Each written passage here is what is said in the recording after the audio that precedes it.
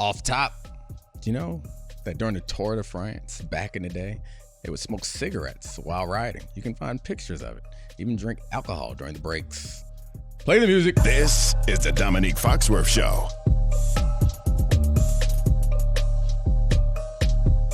What up, Charlie? That's how you ride? Yeah, that's like, I usually have a bifter on me while I'm on the Peloton. I don't even know what a bifter is. I think cigarette slang. Okay, good. Cigarette slang. My grandma used to send me to the corner store to buy cigarettes when I was little. I don't think you can do that anymore. Moore's Green. They were in a brown, they were brown cigarettes, but they were called Moore's Green. You definitely are not supposed to do that anymore. I'm sure you can do that in some places. Yeah, you weren't supposed to do it back then either. I was like, maybe my brother like 9 and 11 or something like that. Copping cigs for old granny. The reason why I brought up the Tour de France is not only because it's happening right now, but because there was an accident in the Tour de France and there was an accident in the Tour de Fox. My way into work today, I ride the bike every time.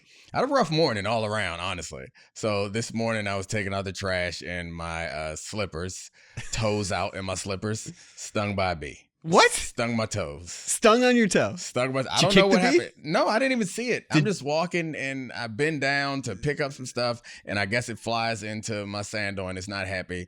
Swollen toe, stung bee. That's how I kick my morning. It's a disaster. It's a disaster. No wonder you were so cranky today. I come into the studio and Domonique was like all pouty. He's got his AirPods in. Everything's yes. Okay. I was reading. I was trying to figure out what we were going to talk today. I wasn't pouty. I'm in a great mood. You're pouty because your man Djokovic lost. We'll get to that. Okay. That's your guy. I'm an Alki guy. Big Carlos Alcaraz guys. I've been on him this is gaslighting. Since he was young. Anyway, let me tell you about the rest of my trip in today, why it was so harrowing. So I'm driving down the road in a car. There's a bike coming up the road and it's a curve. And so I'm going down the road. We're on opposite sides. So a car a van tries to sprint around or shoot around the bike. So it comes into my lane and I just slam on the brakes. It's flying, I don't know, going really fast. I just slam on the brakes and they swerve away. I didn't jump off the bike, but I was very close to jumping off the bike. So heart rate picked up. Elite athleticism there. It's just quick reflex. Yeah. Quick reflexes. So I thought about just throwing myself into it, but it was a van. If it was a fancy car, we'd have had us a case, Charlie. It would have been, that would have been the most profitable this show has ever been. How dare you? I had an aunt who used to have cases all the time. Oh, really? Yeah. She get a slip and fall. She's dead now, so I can tell everybody about her schemes. But she slip and fall every store she go into. Get some money.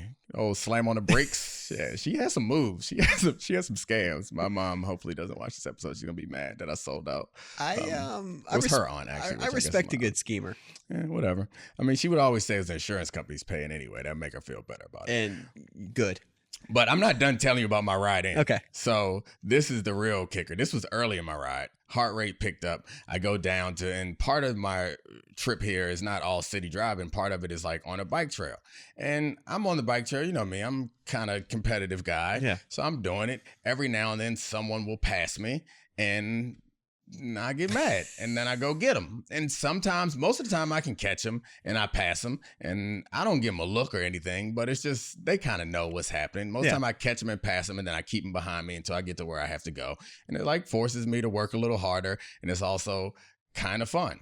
And like, I'm not a judge. I'm not judging people, but you see body types and you're like, all right, well, this guy definitely can't pass me. Can't get passed by a square. Yeah. I'm not going to let no square bodies cook me on my little bike trail. A square body cooked me on the bike trail. Oh, no. He just flew by me and he had on like slacks and a shirt. So he's obviously going to work and he just crushed me.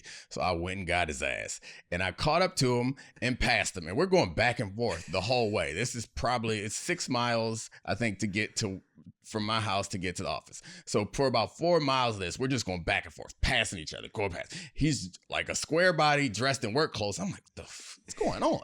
And so finally we get to the circle that's like where we have to go different directions and we both have to stop at the light. The man had an electric bike.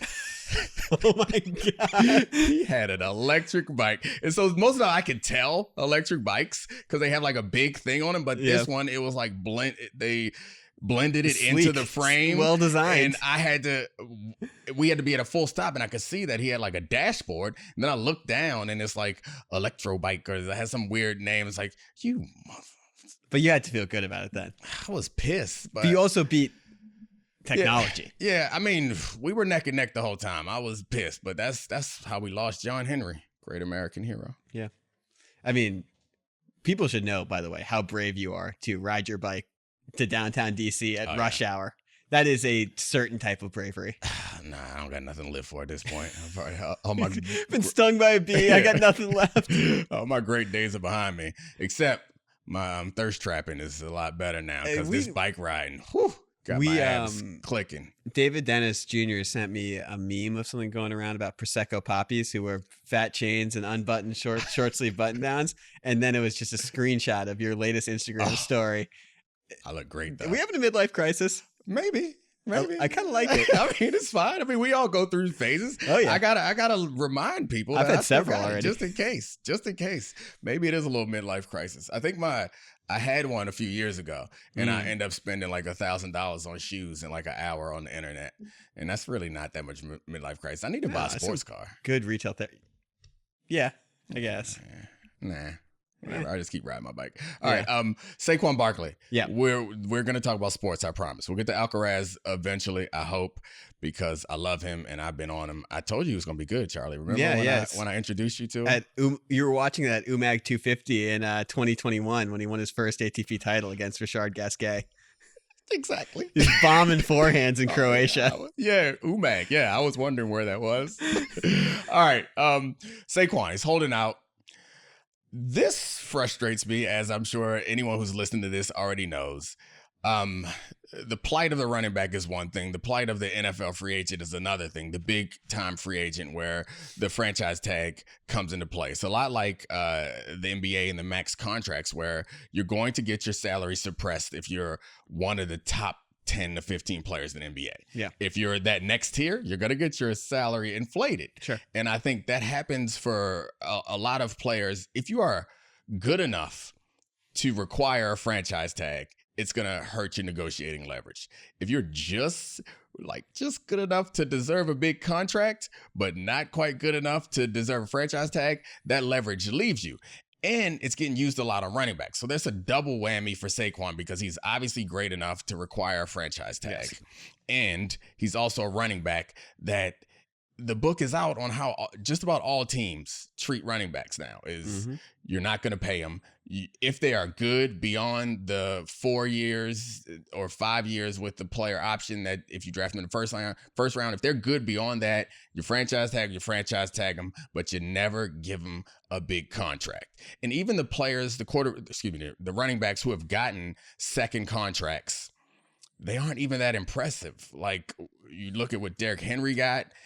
They only really committed to him for a couple more years. The same thing for Christian McCaffrey.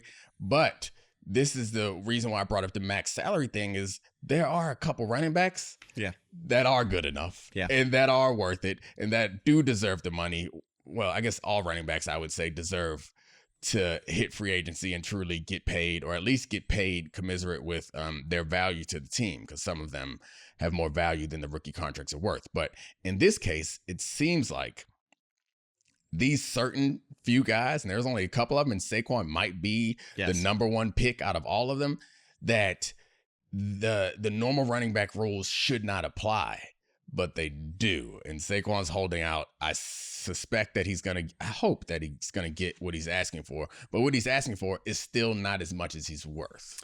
So we're taping this, we should fully disclose, on Monday afternoon before that 4 p.m. deadline where conceivably they could have strike some deal. You could sign the franchise tag. There have been conflicting reports that there's not over optimism on either side. And then there's encouraging news. This is reported as encouraging news that Saquon was going to cave to the best offer, which I'm sure makes you furious to hear that. It does. But I want to use a couple numbers from Jeff Darlington in a quote that he tweeted out. The first one, I want to tell you the cost of the franchise tag and how it's moved from 2015 to now. For the quarterback position, it went from $18.5 million to $32.4 million. For the wide receiver position, it went from $12.8 million to $19.7 million. And for the running back position, it went from 10.9 million to 10.1 million over the last 8 years. And there was an anonymous GM who told Darlington, I don't think this trend of diminishing contracts for the position is going to end anytime soon. Right. I'd rather draft one high and let him walk after 5 years than pay him big money. Yeah. And so the franchise number is determined by the average of the top 5 players at your position. If you remember, every now and then there's an argument about what position someone plays. You remember Jimmy Graham? Yeah, wanted to be a wide receiver.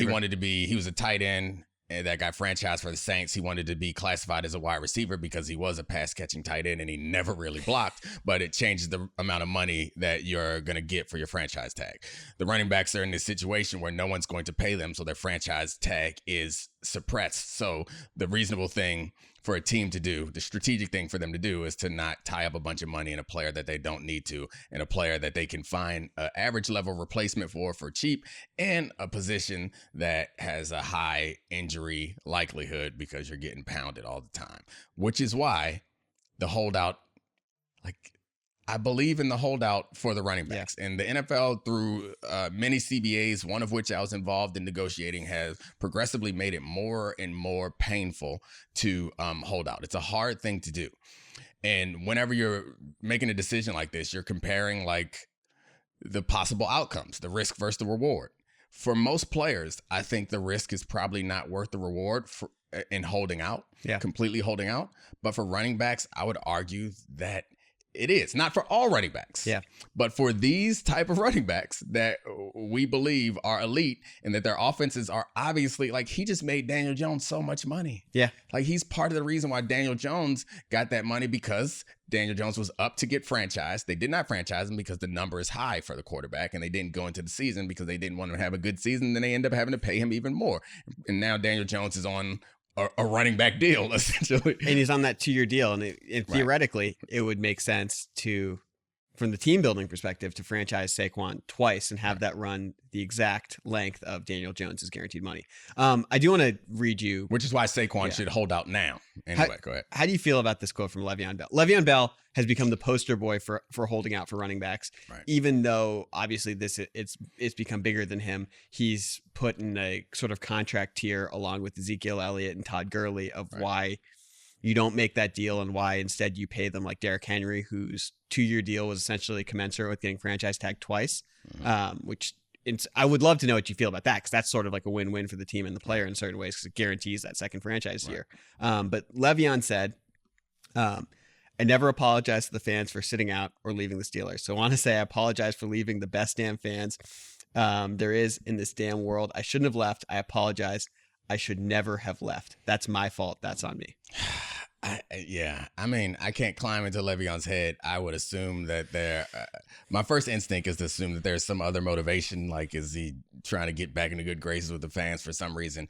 I also should just accept that maybe he's being genuine. I think he is. Yeah, which is possible. It's okay. I just don't love the idea of apologizing for trying to get your value. And so I understand why the position is you don't pay running backs. And I understand why you would franchise them a couple times and try to move on from them. That's because that's the way the system is set up. Mm-hmm. But I also understand why a running back would look at this system and say, no, you're not going to do this to me, and should not have to apologize for it afterwards. He played 1 full season under the franchise tag. Then they tried to hit him with it again. And he was amongst the best running backs and receivers in football. Yeah. He was an incredible weapon. And he's like, look, and this is the perspective that I take often, that I think fans of a team would take the team's perspective all the time, which is why I come from the player's perspective, is there's so much tied up into getting to this spot. And you have one chance, most players, actually not most players, if you are fortunate enough, good enough to get the second contract. If you're good enough, healthy enough, lucky enough to get to a second contract, you have one chance to make all the sacrifices worthwhile, all the decisions that you made worthwhile. Otherwise, honestly, the math doesn't add up for you to have taken this chance, unless you were like a first round pick, top of the draft type of guy. Otherwise, it doesn't make sense. It didn't for me. It doesn't for anyone else. So when it comes to this and guys are holding out, I don't feel like apologizing to fans is anything that you should ever have to do. I don't feel like you should feel sorry for what you're doing. I understand you want to do what's best for the team. But go ahead. Well, I was just going to say, I want to note, first of all, to your point, he made 28 of the $45 million he made over the course of his career because of that deal he got with the Jets. So roughly 2/3 of his money came from the decision he made to hold out. So that is absolutely proof in the pudding.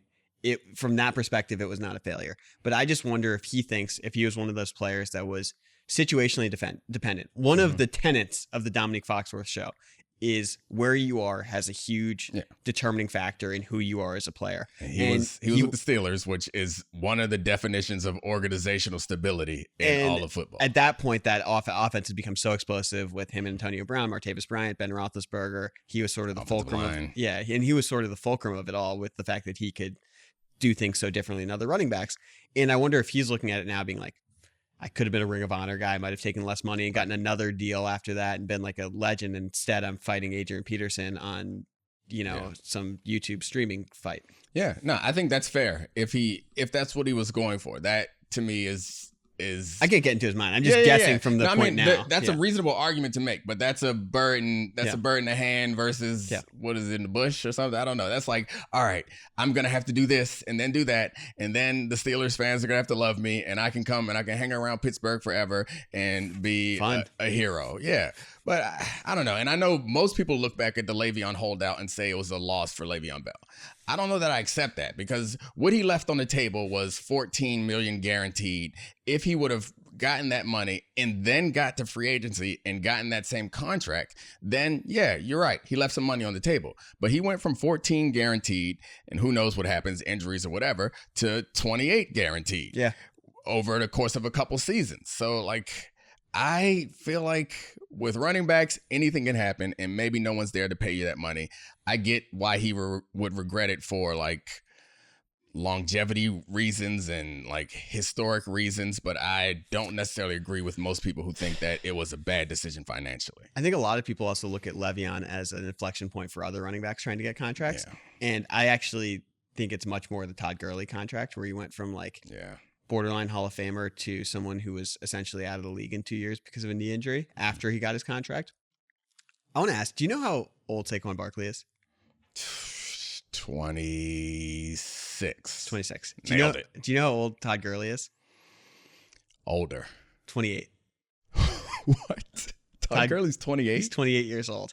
And that's like the fragility of the position. Yeah. And this is, so I think Saquon is unique. I think he's closer to Christian McCaffrey, that his value to this team, like, you paid Daniel Jones, you should pay Saquon Barkley for the time that you have Daniel Jones, and like figure it out later. He's such a good football player, but I actually think we're getting to a bigger problem. Running backs are fun. They're one of the most interesting positions of football.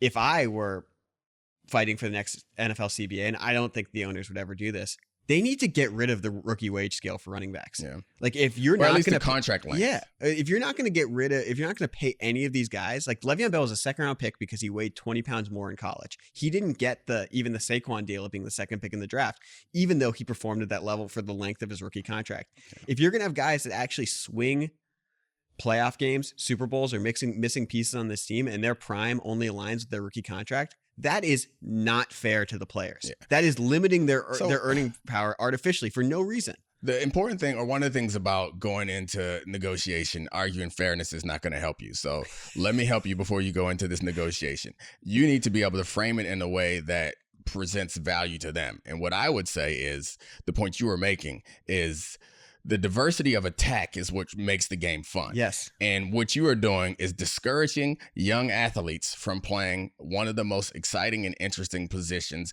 in all of professional sports. So if I'm a young kid, no kid now is like, I want to be a running back. Nobody is Bo Jackson would be a quarterback if he came out now. No one is looking to play running back. You're looking to play some other position that is more interesting, more lucrative, more fun, more celebrated. So that's the argument, is like, you're losing athletes. They're kids who are going to play another sport or are going to be bad linebackers rather than being revenue generating, exciting offensive players. Yeah. Making the TV product worse. Yeah. And so the way I would propose going forward with that is that not only I think the best move is that you just remove the franchise tag for running backs. Yeah. That's a starting point. Remove the franchise tag for running backs, because then they at least get to free agency. And I think the fifth year option is also something you remove for running backs, because if a running back goes through that first 4 years, because lots of players through the NFL go through that first 4 years, and then the league minimum for a player of that experience level, it jumps. Yeah. Which means that those players are out of the league, because you have to define yourself or differentiate yourself from other players at that point. You have to be worth that big salary jump that's forced on all players. Yeah. And if a running back goes through 4 years, like a cornerback or a safety or a center, and you are just like average, then they're like, all right, good. We'll get another one for the same price. Then fine. Go on about your business. You took this risk. You understood it. This is what has happened. But if you get there and you're like, no, he's actually more valuable. He's another contract is available. I think it's kind of terrible the way that they use the CBA and use the weapons that they have to wield against one position more aggressively than they do the rest of them. And it's also the exceptional at that position, which is totally unique. Like, there's no question you want to keep the Justin Jeffersons of the world, the Tyreek Hills of the world. I mean, even if Tyreek didn't get kept by the Chiefs, he got a contract, he got traded. You know what I mean? Yeah. There's no question he has a place being an A1 player in the NFL. The fact that you're devaluing the most exciting players in the league is... Yeah. I don't know what to say, because like, there are the statistics. Running backs don't matter, guys. You can pick someone up who can give you 80% of the value, but that's not fun. That's not fun for. I don't think that's fun for the players. I don't think that's fun for the fans. I don't even think that's fun for the coaches who are trying to build exciting teams. This is purely like a GM and salary cap thing. And you would say of the running backs that are in the league that have this different level of value, you would count Christian McCaffrey as one of them, I assume. Definitely. But then you look at how the Panthers were able to run the ball successfully without Christian McCaffrey. Counterpoint, look at the 49ers offense when they traded with him. They went from, they were starting Brock Purdy, and they went from an offense that certainly wasn't floundering. They were a Shanahan offense, but to pretty much unstoppable when they had Purdy and McCaffrey. And he was a huge part of that.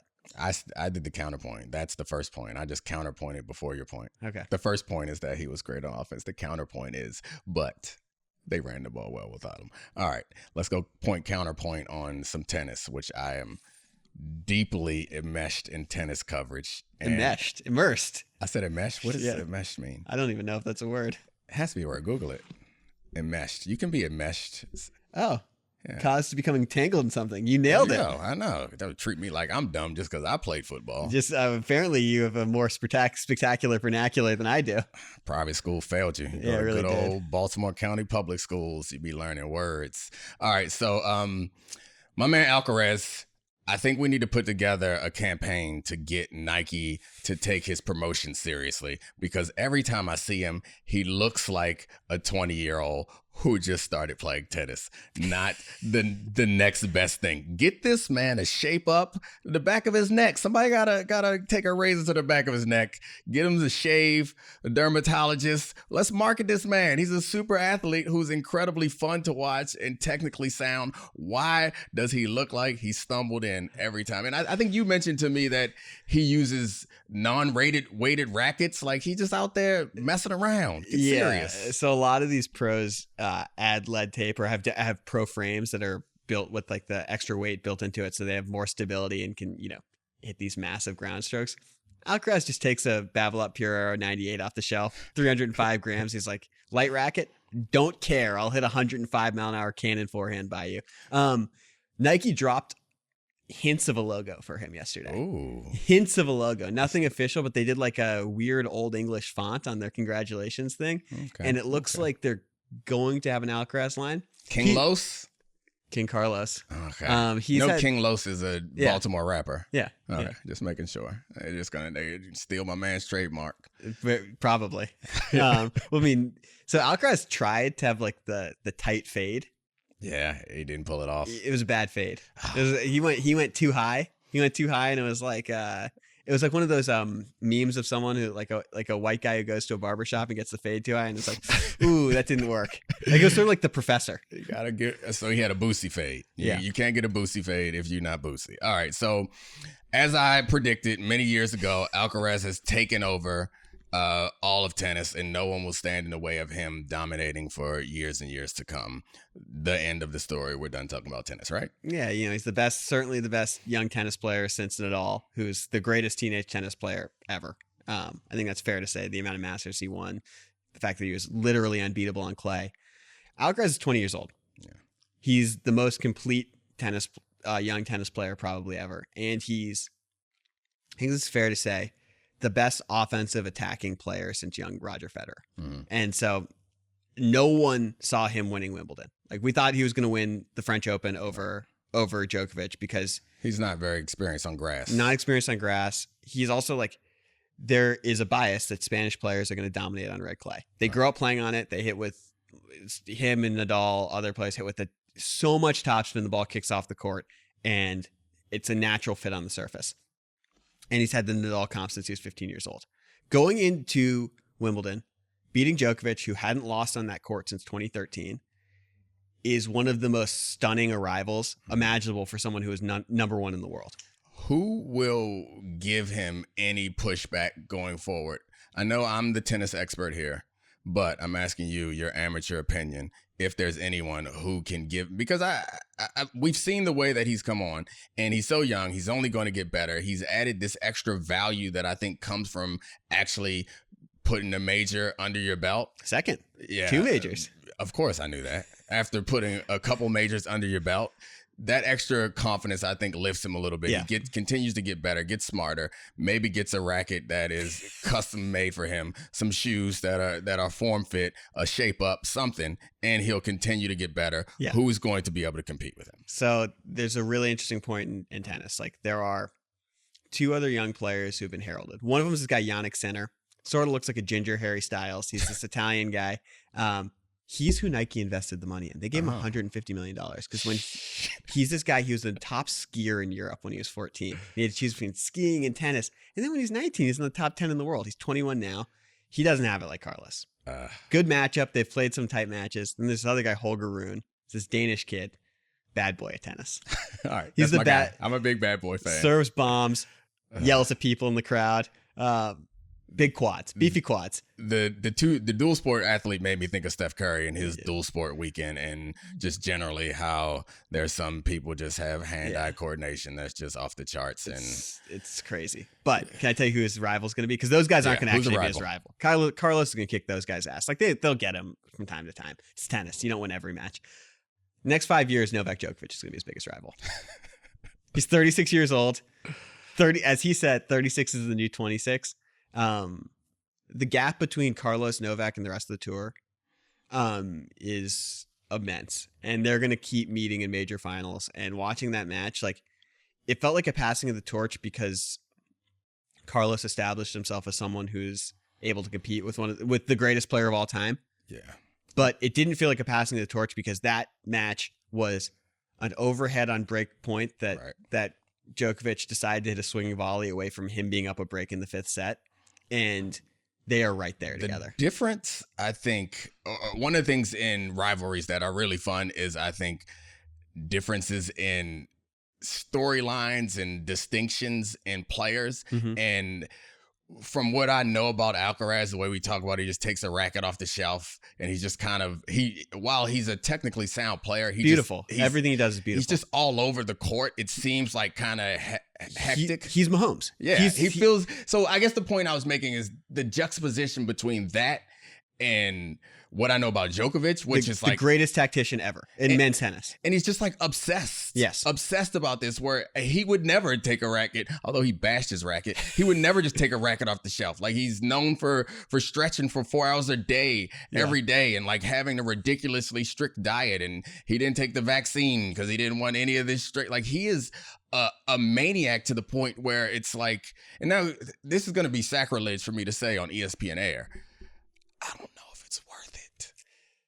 Explain. Because for him, he went from someone who was struggling to get over the hump. He couldn't finish matches because he couldn't breathe with his gluten allergy. Mm-hmm. To 10 years later, there was no question Federer and Nadal were the 2 greatest players of all time. And now, in my mind, there's really no question it's Djokovic. Yeah. So the reason why I say I don't know if it's worth it is it goes back to the equation I was making earlier about football players. It's the same equation. Is honestly, it's probably not worth it to make a decision at the age of 10 that every choice you make from here on out is going to optimize your ability to get to a professional level, because chances are you're not going to get there. And even if you do get there, you're not going to get to the level it requires for it to be financially worth making it.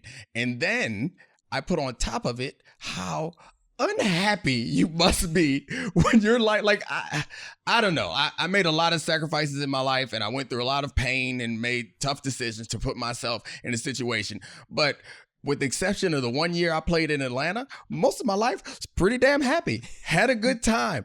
I don't know how you can be this. It's also kind of like the Tom Brady thing where it's like, I can't eat anything. I can't do anything. Very good comp. Yeah, it's like, and for whatever reason, like plenty of people get divorced, so I'm not going to make those same comparisons, but it just doesn't, I don't know.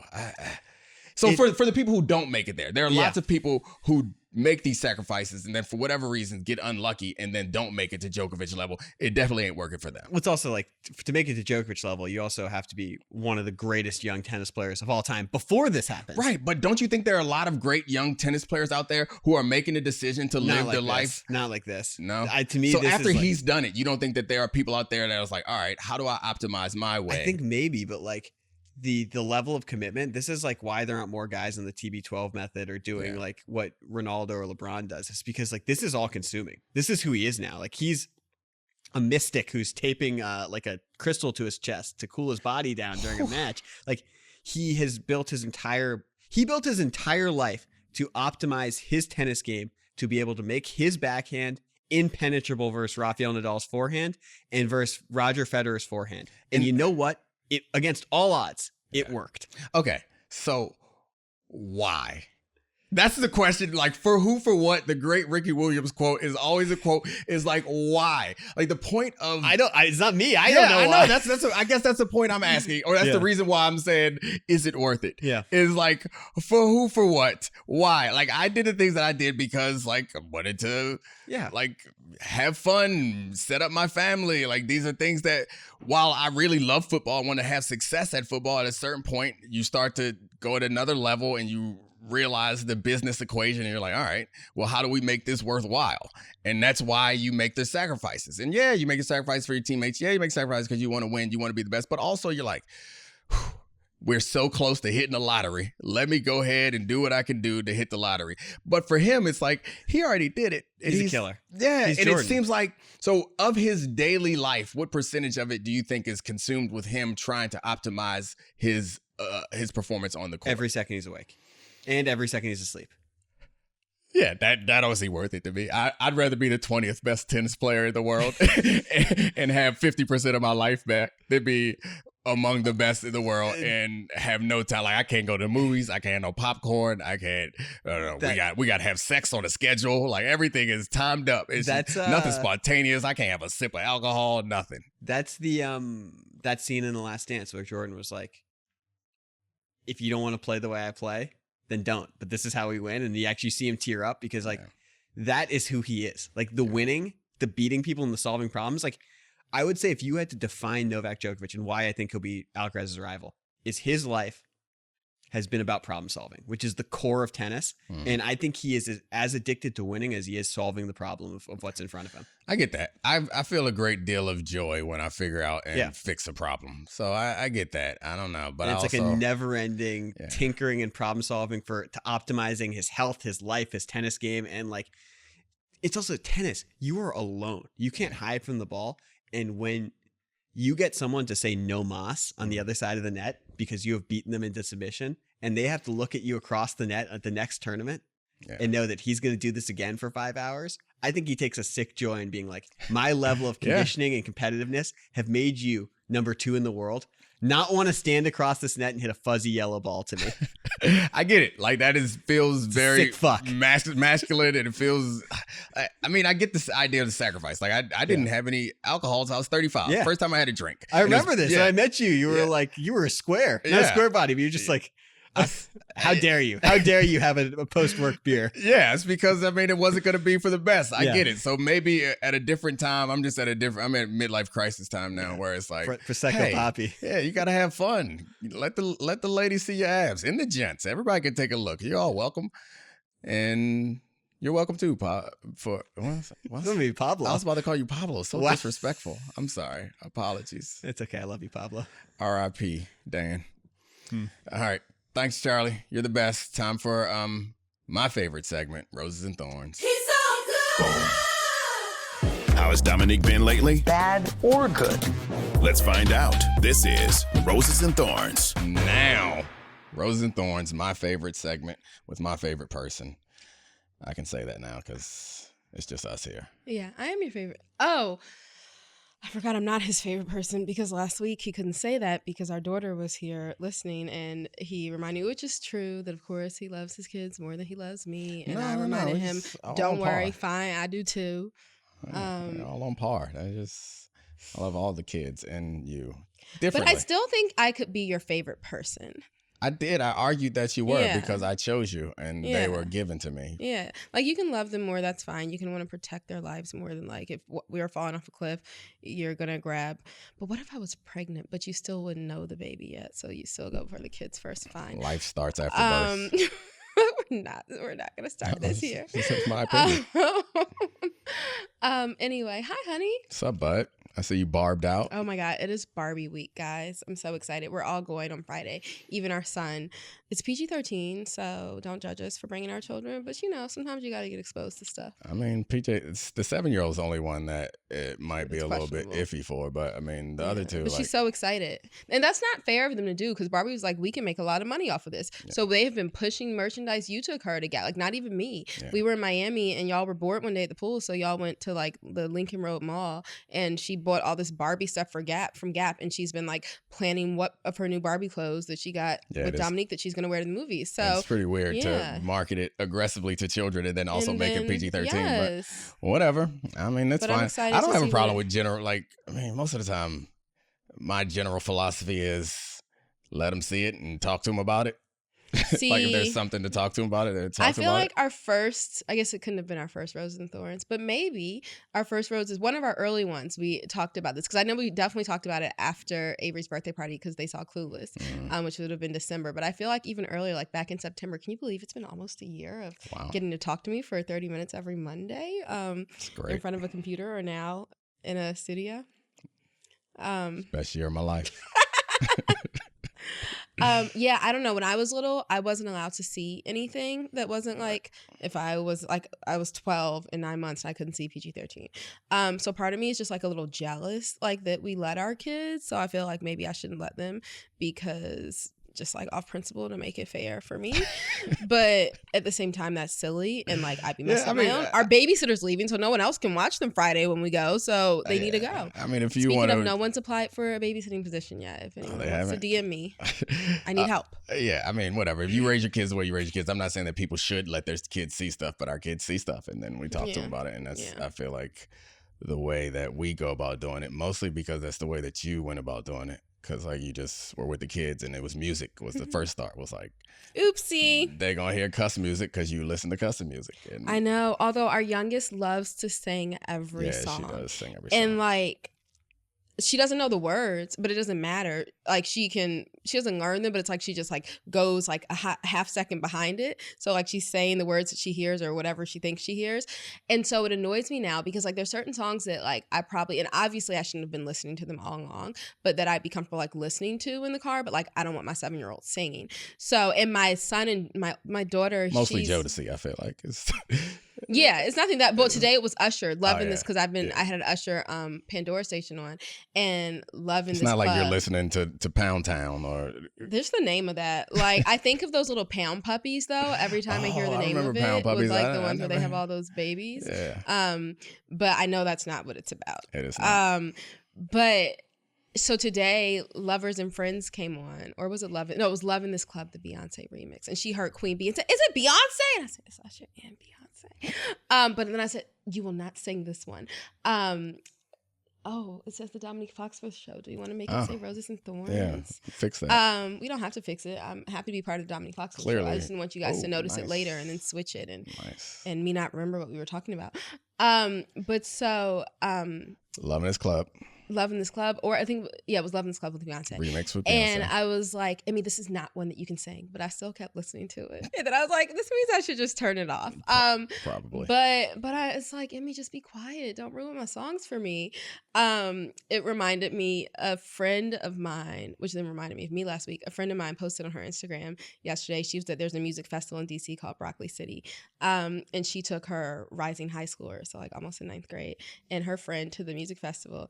And there's a rapper named Glorilla who I'm aware of because Domonique and our friend Christina send each other like rap songs, I think, that they like that I don't like, back and forth in a group text with. It's just pretty much hard songs, like the hardest of the hard songs, and Glorilla finds her way into it every now and then. And I've seen it, but I never I'm like, ignore it. Like when they start going in this back and forth, I'm like, y'all could just subtract me from this group. But it's funny. It's like to me and Domonique and Christina and her husband DeQuell.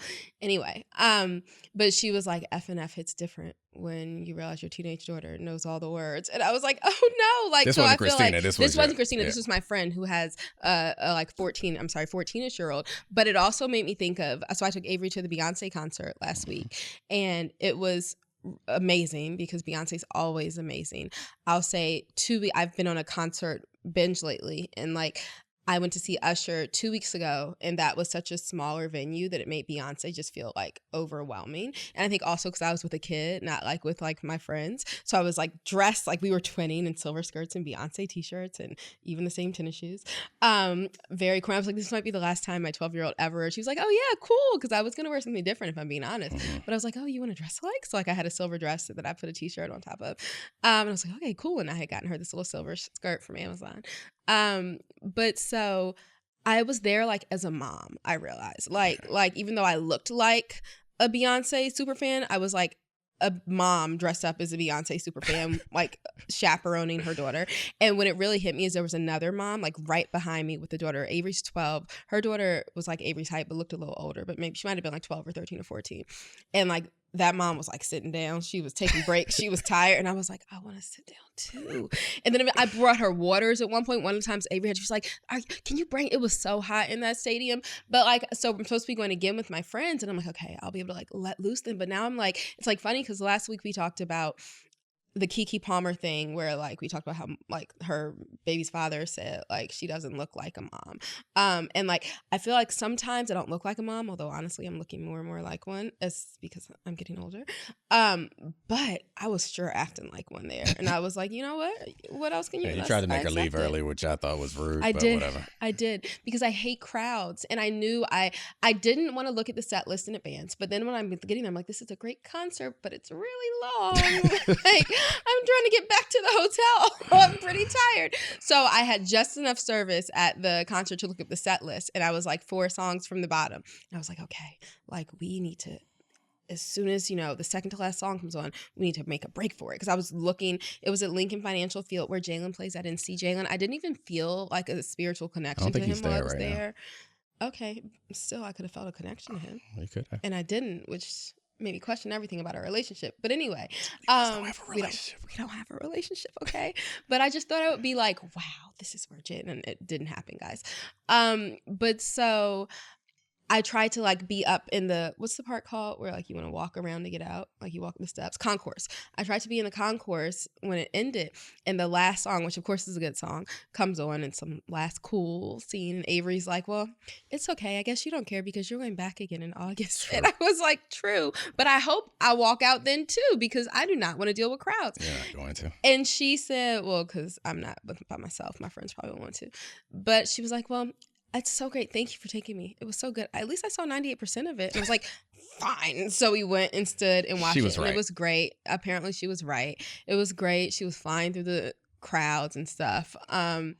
but we saw it. It was lovely, but I felt old while I was You still there. got a Drake concert this summer. This summer, you're not looking forward to that one? I am, like, so much that I rebought the tickets. I sold my original tickets and rebought them a day before because he's here 2 nights, and now we had to move a trip, so we'll actually be gone that next day.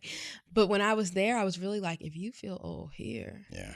I know Drake is like an older rapper. Like, his fans are closer to my age or older. But still, it's just like, I think it's more a feeling than I just been feeling old lately. Don't fight it. I've been feeling young lately. He has with this gold chain. He has been feeling so young, guys. It's a necklace. I've been told that it's a necklace. Why? Who said that? I feel like, can you say men wear necklaces? I don't know. I mean, my brother sent me an old Boondocks clip. Was the difference between a chain and a necklace? Like, Well, whatever it is, it sits on his collarbone nicely. I look great. He was at a pool party the other day, had his shirt unbuttoned. I posted it. I'm out here you trapping did. again. We trapping again. I know Thirst he's trapping again. I know he's joking. Baiting these baddies. But then I ain't again, joking. the DMs be flooded. no, they don't. But then again, Take guys, another look at that picture. he doesn't let me control his Instagram account like I think I should. Why would I do that? Because I'd be good at it. I know, like, your sense of humor enough. Like, No, you don't. so last week, You wouldn't have posted no baddie bait. Nah, you can't have my Instagrams. You're not gonna put up. as you've said No years baddie ago, I post baddie bait of you on my own account. It's just Yeah. I'm in it and it's my account. That's So, a bad idea. but like Don't tempt your pictures at the beach. friends. No, he said that a long time ago. No, I'd be good. But last week he told Charlie suggested it. And I listened. I normally don't even listen to the normal part, but I was Good. fast forwarding to our part to see how crazy I sounded. And it stopped. I got like to it a little bit early. So I heard some of Charlie's where he was suggesting that I could do Domonique's social media. And so the only thing that makes me concerned that not that he really is trying to get baddies, but that someone could be in his and that we're saying baddies is ridiculous anyway. Bevy of baddies. A bevy of baddies, as he That's likes what they're called. alliteration. He don't let me in his social media, so maybe I do have something to be worried about.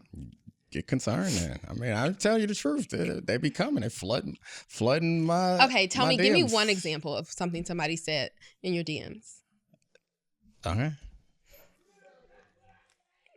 Think I'm joking. Think these baddies don't want to get at me. Think these abs ain't popping. Think I ain't sexy. I think better you are, stop. but I just don't see who would like. You're a better married stop. man. So what that got to do with anything? These baddies shooting they shot. Shut up, guys. A guy just hit on me at 7-Eleven and told me he hopes I don't feel scared. I said, when he said that, I didn't feel scared. But once he said it, I said, good thing the studio's right across the street because now I do feel a little nervous. Because really what happened was I was taking a selfie because 7-Elevens have the best lighting. And that one honestly isn't set up that well, but those candy aisles are really colorful. Like, honestly, I think 7-Eleven's like a great photo shoot spot. And so I was taking a selfie while I was getting my Coke Zero, and he caught me and I was a little bit embarrassed. And he said, oh, please keep going, please. And it got really awkward. And he kept saying, don't be scared. I said, I'm so scared. Get me inside of Popville. So Okay, so what did the baddie say? hey, how you doing? Okay.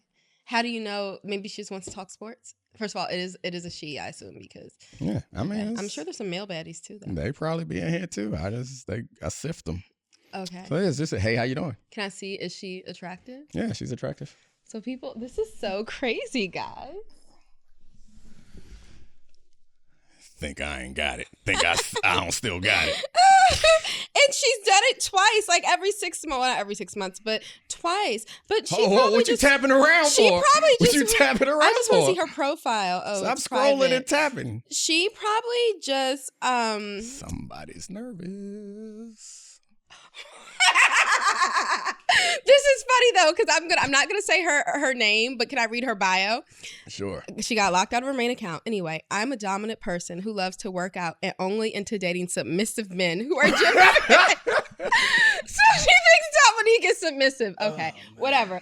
Well, anyway, I'm locked out of his Instagram account. So that's Locked out of I mean, it. not locked out, but I cannot control it. And now I think it's true. It's because, but he did have to scroll a while for that baddie message. And So back to what I she's said. obviously, No one's DMing him. He's just a hater. Anyway, No you one's done? DMing me either because I need a babysitter. You done?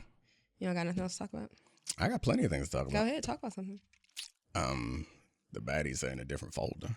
Guys, Instagram does not have a baddie folder. Honey, I know Yours people don't. I know people want to be with you. Like, obviously I want to be with you. I just don't think that like people, you're not the type of guy, I don't think that people are like, I'm gonna go in his DMs. You're like here are my kids, here's my wife. No, I'm wrong about that. Too strong. Too strong. The sex appeal is too strong. They see the kids and wife and they can't resist. They have to dive into the DMs. They don't have a choice. Okay. But then well, thank you for not sometimes it answering. gets caught up somewhere between their phone and my phone. It doesn't quite make it all the way to the DMs necessarily. Thank except you for when it does, thank you for leaving him on red. All right, cool. That's well, so sweet of you. I'm looking forward to our Barbie date. Are you gonna, my son said he's not going to wear all pink because he actually does have some all pink outfits. Not everybody likes a theme And as he much said as you like he's not going to wear all pink. But today I was at the mall. Really, I was trying to get to the Zara capsule, but the Zara I went to didn't have it. And I passed another store that had a little boy's Barbie shirt that's not pink, but it says something called Ken on it. So hopefully I can just like lay it out for him. He doesn't realize that he's on theme.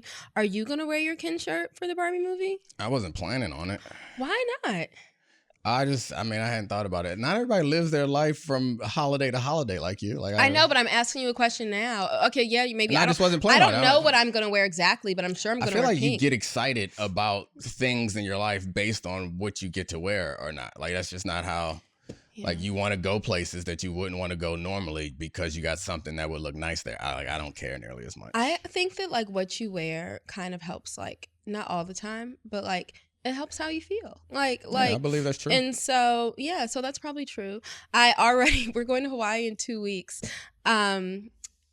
If anyone knows if the Grand Wailea Hotel gives out wristbands for their pool, please let me know because I really don't want to stay there, but I really do want to go to. My kids want to get on their water slides. They'll be all right. They had enough water slides. Yeah, I know. I just couldn't commit to staying there. It looked too too busy.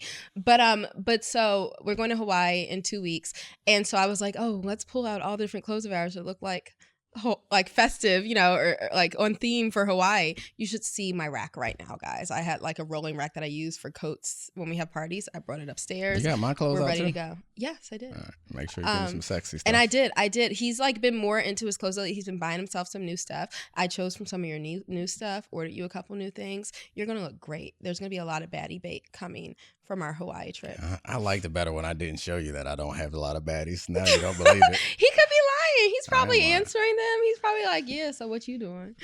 It's depressing. But you have me. I know. Your favorite. He told me something last week that Ozzie Newsome said. I don't know if you, Oh yeah. it was so you can say it. So when I signed my contract with the Ravens, you had like a little press conference, and my parents were there, and my wife was there. I was his girlfriend at the time. Yeah. My girlfriend was there. I talked to Ozzy afterwards, and he was asking me about my family. Then he asked me about Ashley, and I was like, yeah, she's whatever. She's at Harvard Law School right now. And Ozzy was like, you better marry her right now. And I was laughing with Ashley because Ozzie Newsome is the best talent evaluator in the history of professional sports. His first 2 draft picks are Hall of Famers. So Pretty all I'm impressive. saying is you've got me. You don't need the baddies in your DMs. And I actually DM him all the time.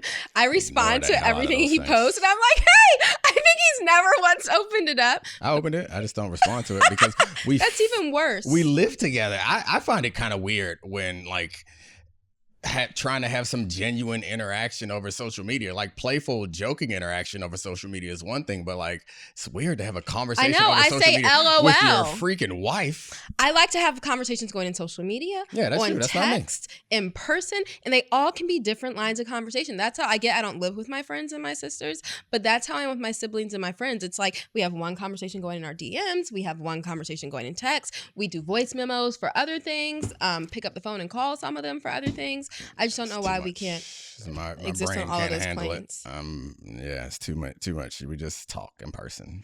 But so, okay, back to what I was saying. So I get you have not pre-planned your Barbie movie outfit, but now that I'm asking you, will you wear your Ken shirt to see it? What is your answer? We'll see how I'm feeling on that day. Because, I mean, the way that I dress really impacts the way that I feel. But if I'm not feeling... But don't you want to feel like you're going to see the Barbie movie, so you should put on a Ken shirt? I don't know. I don't want to commit to it. I really think there's a big chance I might be in pink all week. Good. just because I really love pink. Like, honestly, every October it's Breast Cancer Awareness Month, and I realized this like halfway through the month. I'm like, oh, I should wear pink all month for this, but it's more just like I really want to wear pink every day because it makes me feel happy. Black makes me happy. Yeah. You can wear black pants with your Ken shirt. It won't match. We'll see how I'm It feeling. won't, because it's like, but you probably have some black and pink tennis shoes, so you I could. do like It would pink tie it all tennis together. shoes. They're fun. So you can wear black and pink tennis shoes, black pants, and Ken shirt to make us feel happy. Us feel as happy. a unit. Gotcha.